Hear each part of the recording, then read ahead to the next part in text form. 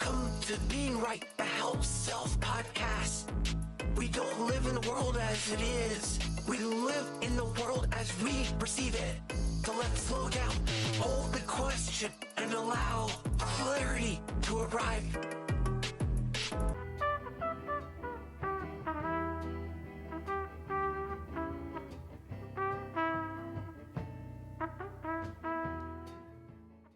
There's a certain kind of relief that comes with being right. Not loud relief, quiet relief. The kind that lets you exhale and say, well, at least we're doing something. We see a problem. We respond. We allocate resources. We build systems. We manage. And that feels responsible. But today I want to ask a harder question. What if the reason some problems never go away isn't because they're unsolvable, but because we've confused managing them with actually solving them? This episode is about helping, but not in the sentimental sense. It's about the ethics of helping, the cost of helping, and the way being right about how people should behave can quietly bankrupt us financially, socially, and morally.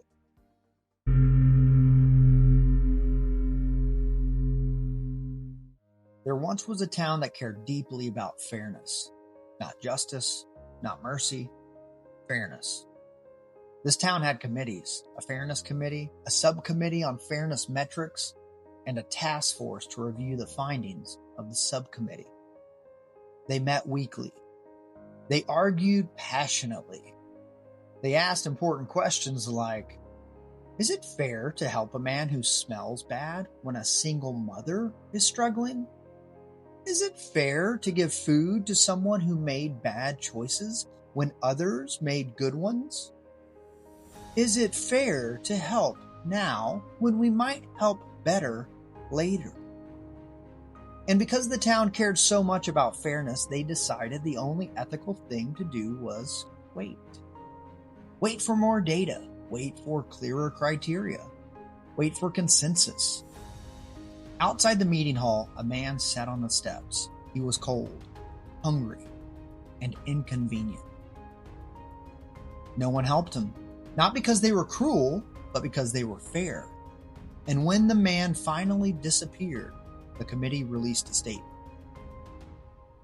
We regret the outcome, but we followed the process.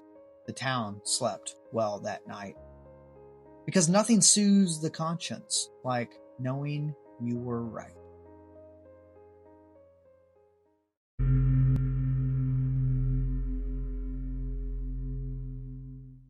This is where the being right loop shows up. Here's how it works at a systems level. A problem appears: homelessness, addiction, chronic poverty. We explain it morally. Bad choices, lack of responsibility, poor motivation. That explanation feels satisfying. It preserves a sense of order. Then we build systems around that belief.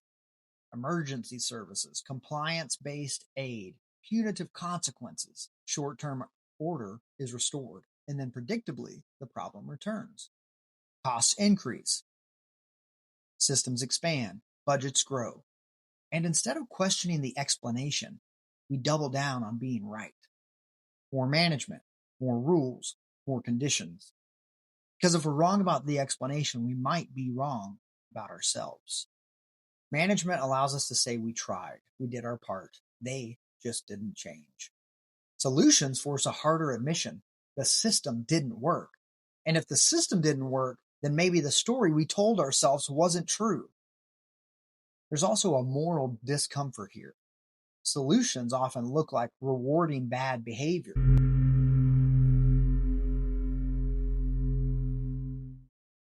I want to start with a thinker who makes people feel uncomfortable. B.F. Skinner. Skinner wasn't anti-help. He wasn't anti-unexamined help. He didn't care about how compassionate something sounded. He cared about what it produced. Skinner argued something radical but simple. Helping others is ethical only if it reduces their future need for help. Not if it feels kind, not if it aligns with our values, not if it signals virtue, but only if it works. Skinner believed behavior is shaped by environments, not by character or willpower, not by moral strength.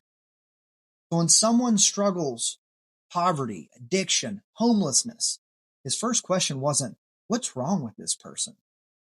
It was, what conditions are producing this behavior, and why are we maintaining them? And this is where things get uncomfortable. Because Skinner warned that helping can be unethical when it accidentally reinforces failure, dependence, and instability.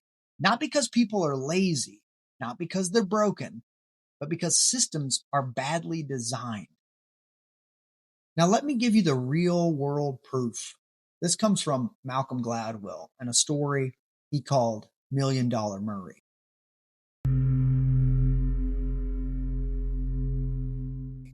Murray Barr was a homeless man in Reno, Nevada.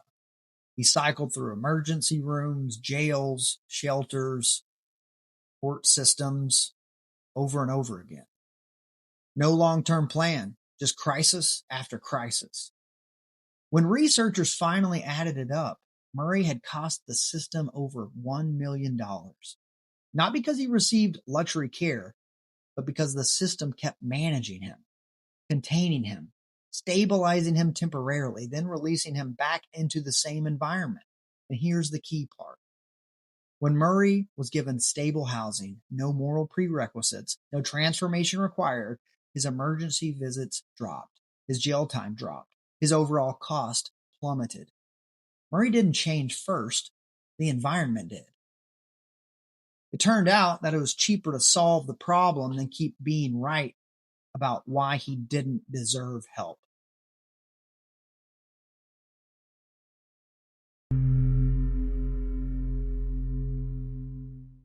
Fairness is a strange moral invention. On the surface, it sounds noble, balanced, reasonable. But listen closely to how it's used. It's not fair to help him when she's struggling. It's not fair to help here when there also needs help. And it's not fair to act until we know the right way to act. Fairness often isn't about equity. It's about delay. Fairness lets us convert compassion into an intellectual exercise. We don't have to act. We just have to decide correctly. And deciding correctly can take a lifetime.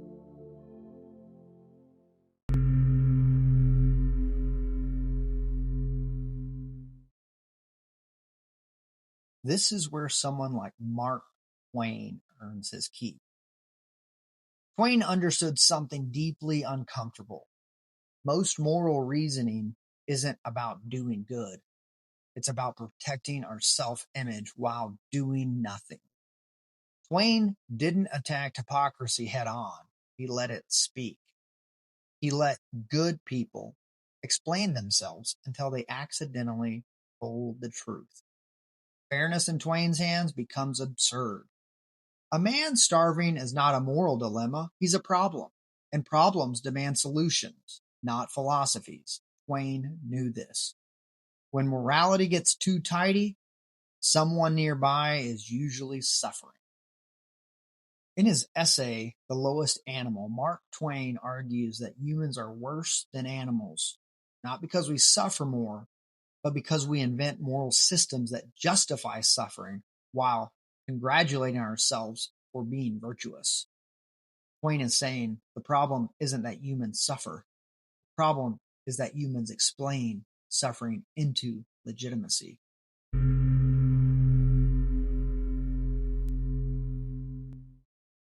Now let's bring in a figure people don't expect here. Jesus.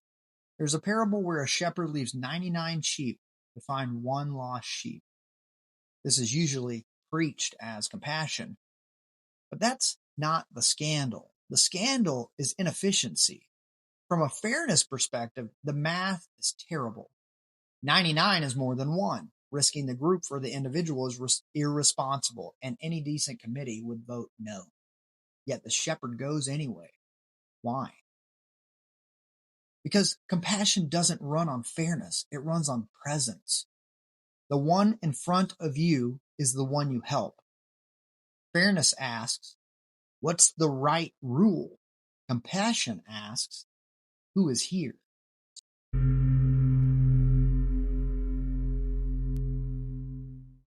Zen doesn't argue with fairness. It ignores it. The Zen master doesn't help because it's fair. He doesn't help because it's moral. He doesn't help because it aligns with a worldview. He helps because help is happening. No spreadsheet, no sermon, no story afterward. Zen action is terrifying to systems because it can't be audited. It can't be justified after the fact. It simply is. And this exposes something painful. We don't avoid helping because we don't care. We avoid helping because helping changes us.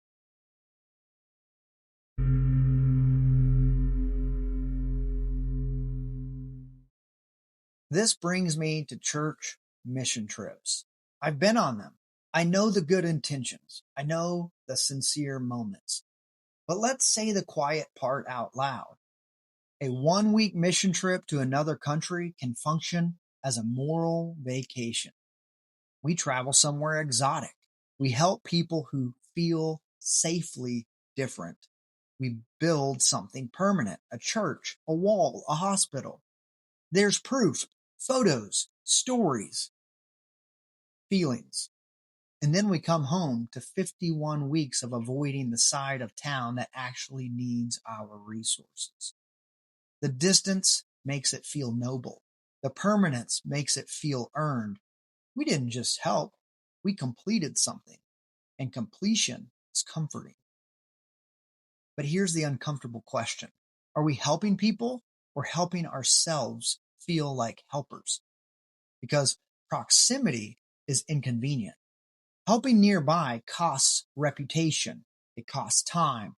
It costs the stories we tell ourselves.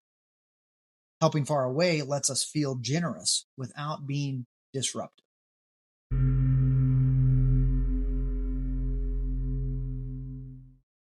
That's why the story of $1 Million Murray, told by Malcolm Gladwell, matters. Murray wasn't helped because it was fair. It wasn't fair to the poor mother. It wasn't fair to the responsible worker. It wasn't fair to the taxpayer.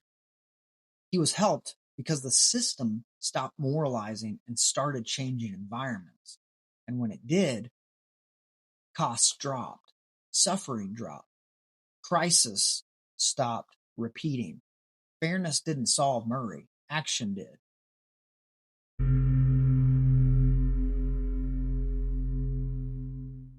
Fairness feels moral, but fairness often protects us from the discomfort of acting.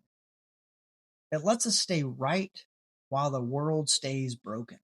Compassion isn't fair. Zen isn't fair. The shepherd wasn't fair. They were present. And maybe the real question isn't, is it fair to help this person? But something much simpler and harder. Who is in front of me? And what would actually work?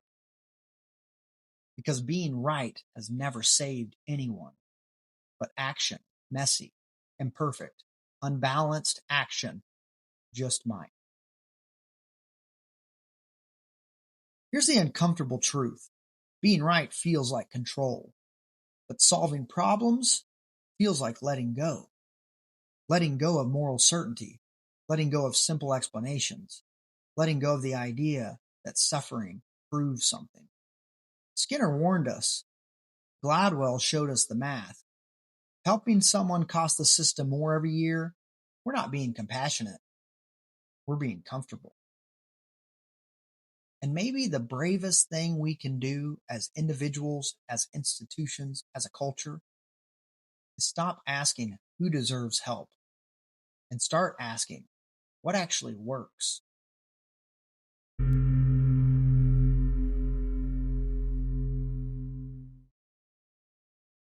One night in Fairtown, Jesus and a Zen master walk into a bar. The bartender says, "We don't serve inefficiency here."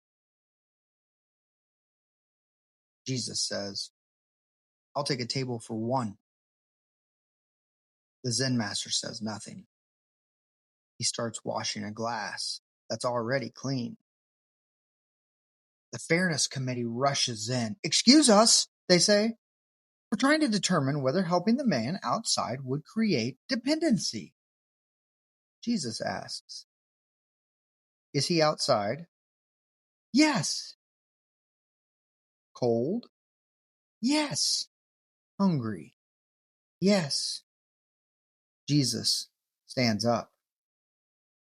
The committee panics. "Wait! We haven't finished the model!" The Zen master stands up too, still silent. They both walk past the committee. One member whispers, "This is highly irregular." Another says, "It's not scalable." The bartender sighs. Outside, help is happening. Inside, minutes are being recorded. And in Fairtown, everyone still feels right. Maybe that's the real danger. Not cruelty, not injustice, just the comfort of being correct while someone waits on the steps.